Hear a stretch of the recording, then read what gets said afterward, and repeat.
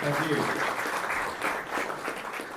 And you've reminded me of Bill Skinner, who used to ride his horse home from the Sons of the Soil Hotel in Canberra. I couldn't remember the case. No, that wasn't a case. That was my real. That was my client. He used to sit in the Sons of the Soil, and the horse was tied up outside. I knew when I got that job in Canberra that I was in a real country town when they were driving me around and there was a horse outside the pub. And then when I met the guy who had the horse, he would get on it and tell the horse to take him home. Thank you for inviting me back. It's very much a privilege to be back where I was both a student of the University of New England, not the law school. I was doing a graduate diploma in social science when the law school opened, and I thought, well, I quite like coming here.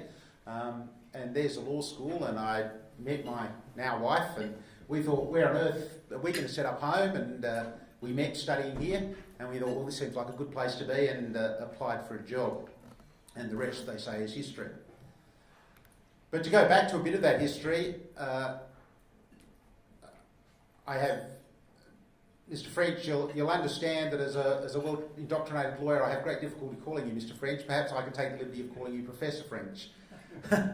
Professor French has mentioned the book by Harry Geddes and Dennis Pearce. Dennis Pearce is now my friend and colleague at the ANU, and back in the 1980s he chaired the Commonwealth Tertiary Education Commission review of the discipline of law. And the purpose of that was they were reviewing all the disciplines to make sure they were carried out at suitable standards to avoid waste and unnecessary duplication. And he did that review into law. The Pearce report, as it became known, made a number of recommendations, some of which seemed quaint. One of which was that no law school be established at Newcastle University in the foreseeable future. The Newcastle University, of which I am a graduate, opened in 1992, but perhaps in 1987 that was not the foreseeable future. The Pearce report made a recommendation that we can only dream of. They said that funding for law schools should guarantee a maximum or minimum student-staff ratio of 18:1 and ideally 15:1. For anybody who's teaching in a law school, could you imagine having classes with a 15:1 student-to-staff ratio? Most significantly, the Pearce report said, law schools have changed in the last 20 to 25 years from being largely part-time institutions for both staff and students to full-time schools which pursue teaching and research on traditional university lines. The number of students has increased fourfold in that period. The committee does not expect the time ahead to see a repetition of these developments. Rather, it considers that it will be a period of consolidation and no new law schools would seem warranted except perhaps in Queensland. And they recommended that there be a realisation that the treatment of law as a cheap educational activity cannot be allowed to continue. Professor French said it's good to set your talk to a quote, to set the theme, and if I was going to pick a quote, it would be that one. No new law schools would seem warranted, said my now friend and colleague, Professor Pearce. He reminds me, when I spoke to him because I was coming up here, that they could not foresee the development of the internet. They could not foresee the impact it would have on education. They could not foresee the Dworkin reforms that brought the CAEs to universities, nor could they foresee the increased demand for law graduates outside the traditional legal profession. But in any event, that was the recommendation in 1987. At that time, there were 12 law schools operating. Only Macquarie University, the University of Queensland, and then QIT, now QUT, offered law by external students, and in the opinion of the Pearce Committee, only QIT could be said to offering a satisfactory course.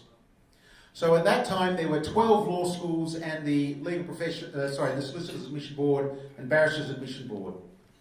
Today, there are 38 university law schools, the Legal Profession Admission Board, and the non-university City of Sydney Law School. As we know, because we're here to celebrate 25 years, UNE began in 1993 along with Southern Cross, which has a long history with UNE. Of course, they were together. They split in about 1993, so the story was always, we got the law school, they got the money. But they also got a law school. Also in 1993 was the University of Canberra and the University of Western Sydney. So, with that background in mind, let me reflect on UNE as someone who was here nearly from the start. I began in 1994. I saw it within, and then I moved to Canberra and have now the external perspective. When the UNE Law School began, it was certainly the perception amongst the corridors, I don't know how true it was, but it was the perception amongst the corridor that it was seen as a cheap educational activity. We were told that the law school thought this would be a way to create prestige and get students in, so they found everybody in the place who had a law degree and put them together to create the law school. Dr. Peter Hempel's been mentioned, but another person who I think deserves our remembrance and recognition is the late Dr. Robert Bob Hughes. He was a former solicitor who transitioned to academia, completed a PhD in political philosophy. He was the foundation head of law, and it is in his honour that the university now offers the Bob Hughes Scholarship. The early days, there's been mention of it, were, to put it politely, unsettled. But that's not unique. Macquarie University had gone through a terrible period of disunity amongst the academic staff, and that was, in fact, a subject of great discussion in the Pearce report about how to get Macquarie University on track. So there may have been ideological differences that became irreconcilable personality differences, to quote Pearce about Macquarie, and maybe that was a bit true here too. There was debates about the nature of legal education. Was it legitimate to offer law by distance education? Should we be teaching doctrinal principles or jurisprudential principles? Who was or was not qualified to teach law in a law school? The irony being that Professor Hughes didn't hold an LLB, he completed the SAB. So he was a qualified lawyer, but he didn't actually hold a law degree. Timing was also critical. In the time between the decision to start the law school and taking students, it was very short. The webpage for the Bob Hughes Scholarship says, Bob developed a vision to create a law school at UNE and develop a plan for its establishment and operation. With the help from a visiting professor, Emil Hayek, Bob designed the LLB degree, wrote most of the units, planned the gradual employment of staff as courses expanded, and established the law library. It sounds a bit like Gough Whitlam's first cabinet, when I think there was only him and one or two others, and they did the whole lot. Well, Bob did it all. And you can imagine that amongst the new staff, there may well have been feelings that they weren't being consulted or their opinions considered, and that probably didn't help. But I do know that if Bob wrote most of the units, one he did not write was civil procedure and evidence, because about the day after I got my job, I was told, and you'll be teaching that when you get here in January, resign your job as a solicitor and you'd better get that written. Having never taught a course before, I had to struggle to write that course. I regret to say Jenny Greeny isn't here, and I hope I'm not telling stories out of school, but she tells me that her experience of my course in civil procedure and evidence is what convinced her that she never ever wanted to be a lawyer, and she became an academic instead. So I'd never taught, but I completed civil procedure and evidence, and as it went. Now time progressed, as it does, and the law school settled down. People came, people went.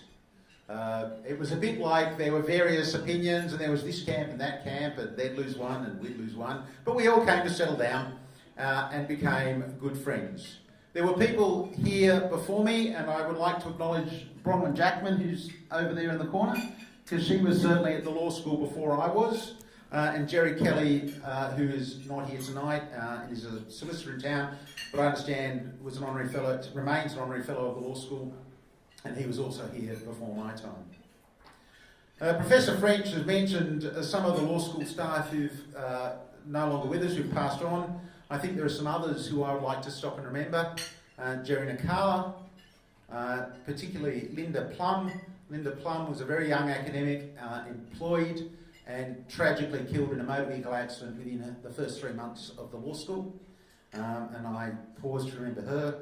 And Gerry Kelly, I know, still has the note she left, wishing him the best for the weekend as she left on the Friday, not to return. And another person who I think is worth remembering is my friend and colleague Robert Hayes, who worked here for a while and was one of the foundational thinkers of what was to become the Ag Law Centre. Professor French has also mentioned Brian Pape and Pape's case. I think it's ironic that the university did not think that taking the matter to the High Court was worthy of promotion, and questioned whether organising and running a case in the High Court was a legitimate use of his time while on the university payroll. This university, and probably all universities, I'm sure the ANU would also take the view, would have preferred if it submitted his arguments to a refereed law journal for publication rather than having it reviewed by 7 justices of the High Court. But the impact of Pape's case will far exceed anything that anyone has ever published. So we had a difficult start, we settled, and we went on to boast of many successes. It's already been mentioned that UNE has been at the leading edge of offering law by distance education, an experiment the ANU has recently begun to deal with and has discovered to its surprise that you can actually do things by distance education. It was a matter of great joy to me to see that UNE could offer legal education to many who had never thought they could study law. Amanda's mentioned people who come to this law school being the first in their family, people from the regions who never thought they could make it to law school. I remember one student who rang me in my capacity as awards coordinator, and he was a mature age gentleman who said, "I want to come and study law because it's been my lifelong ambition. But for years I've been in the family business and my father has now died. And I can now leave the family business and come and do what I've always wanted to do, but will the UNE accept me?" And I said that he was exactly the sort of person who should be here, and we enrolled him, and I understand from colleagues that he went on to be a very successful student, but I don't know where he now is. I'd also like to tell the story, and I'll use a name here, of Marisa Hood. Marisa was working as a librarian at the High Court of Australia with my wife and former UNE law librarian. Marisa had started a law degree as a school leaver but had not managed to complete it. And we talked to her and said, if you don't get back to your degree within 10 years, you're not going to get credit. And we said, try UNE. And she rang and she said the experience was fantastic from the moment she made contact to the moment we were able to join her for her graduation. And I thank Eric Ghost, who's not here, who was course coordinator for making sure she got advanced standing for all the works that she'd done. She's completed her degree, and now with Paul Sattler, who I know is here but I can't quite see where. Another one behind the pillar. Another voice. And anyway, with Paul Sattler and I, Marisa has joined us, along with former Judge Rod Howie, as co-authors of what is now Hayes and Eburn's Criminal Law and Procedure in New South Wales. And my co-authors are now all working on the 6th edition. So I'm now in that luxurious position that there'll be a book published with my name on it, but I'm no longer writing it. And of course, Robert Hayes has passed on. From a distance, I can sit at the ANU and look back at UNE. I've gone from what my now former dean at ANU said may not have been the best law school in Australia, but was certainly the best law school in the law school in the best university of Australia, the ANU Law School. But I can look from ANU back to UNE and say with great confidence that UNE can hold its head up high as a fantastic law school. Its teaching, its content, its research stands up to any comparison. I now see UNE students coming to the ANU to complete their practical legal training. They stand with and above many others in their practical understanding of law. Dennis Pearce, the author of the Pearce Report, who said there should be no more law schools, said UNE represents one of the new wave of law schools that has established its own reputation. Graduates are prepared to boast they came from here, and the UNE has been one of their successes. Again, Professor French and the Chancellor referred to the important role in UNE in providing legal education. And UNE graduates are everywhere. We see them in Canberra in the public service, but we also see them in the regions, and I think it is stunning to wander around Armidale, and I was speaking to David Clifton about this at Drinks, and see how many UNE graduates work here, and in Glen Innes, and in Tamworth, and in the regional centres. UNE graduates are succeeding wherever they are.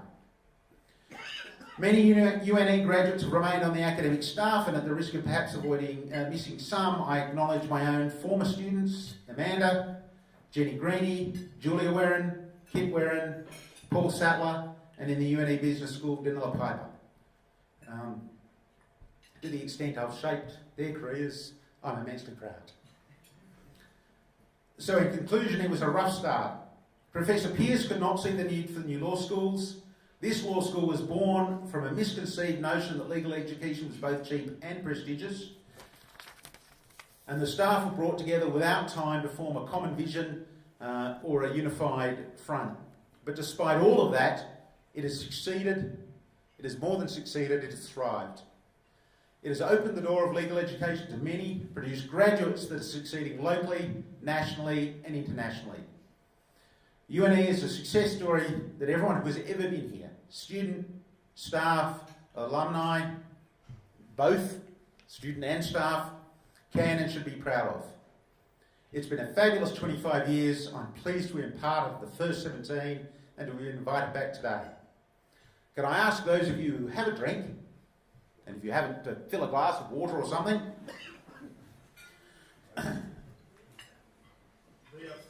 To be upstanding, thank you, Paul. You're ahead of me. I'm waiting for everyone to get their drink filled.